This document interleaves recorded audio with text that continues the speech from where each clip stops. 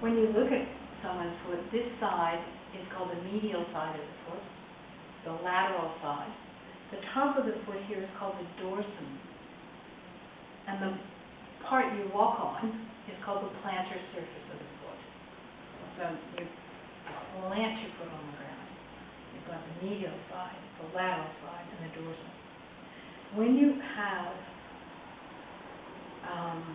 any vascular problems, you can actually feel the this is a major blood vessel areas right there, is pulsing away right on the top of the foot.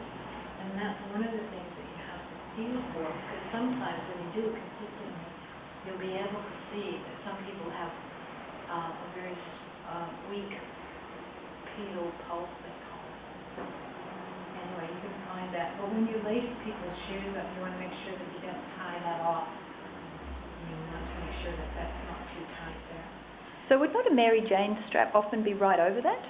Is that right? Yeah, but you have to remember that it should be. The strapping will move with the foot, so you don't have a problem.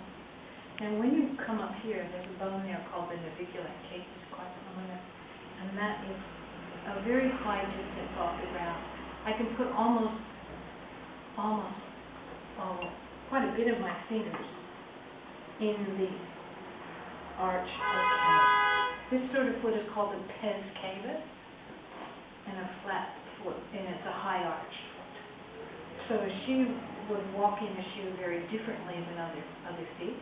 She's a very poor candidate for a high heel because she's walking on very little of the foot as it is. Once you raise that foot up, she's all of a sudden only walking maybe on 1.5 inches of her foot. And so it means that her whole upper body then has to balance itself on only a circle about 1.5 inches wide. So that makes all these muscles work hard. That muscle right there is really tight. Yeah. I'm getting this crack. And that means it never turns off. When she gets cramped, it means the muscle's on. Then it should have a period of time where it relaxes, and then it comes on again. Well, hers is on and on and on, because that right there is really tight. So what would you recommend, what kind of shoes would you recommend for Kate? Sorry. She's doing a really good job here. She needs a lot of foot on the ground, so you would buy a flat shoe. You would buy a straight last shoe. These are straight last shoes. So she's doing very well. I know she finds these comfortable. And this shoe has taken on her gait. If you can look at her shoe, you can see she doesn't come up on her toes very well because she hasn't used that part of the shoe very well. But, that's her gait. A person's gait is as individual as a personality. All of us inherit the ways we walk.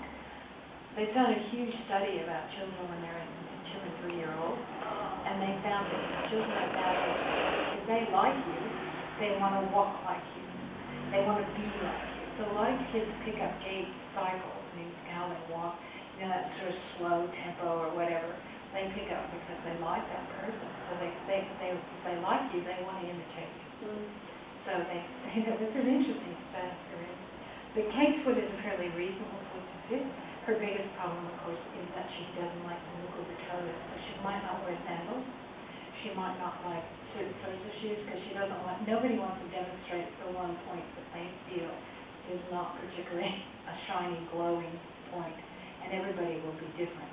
So you don't know those things when people come into the shop, but sometimes you can kind of see just by looking at their foot if they have calluses or corns or nail conditions, that they probably would want something more covered at the toe, or they need, you can actually see them when they walk. If they slip out of a shoe, it's the wrong style. They might need a T-bar instead of a Mary Jane or a lace-up or maybe whatever.